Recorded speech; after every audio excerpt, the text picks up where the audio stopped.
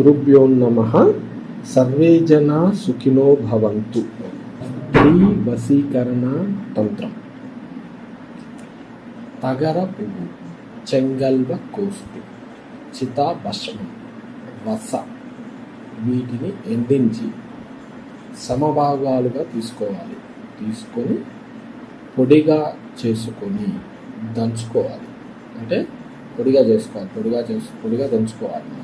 దంచుకున్న తర్వాత ఆ పొడిని కోరుకున్న స్త్రీ, ఆ స్త్రీకి తెలియకుండా ఆమెపై చల్లితే ఆమె నీ వశం కాగలదు.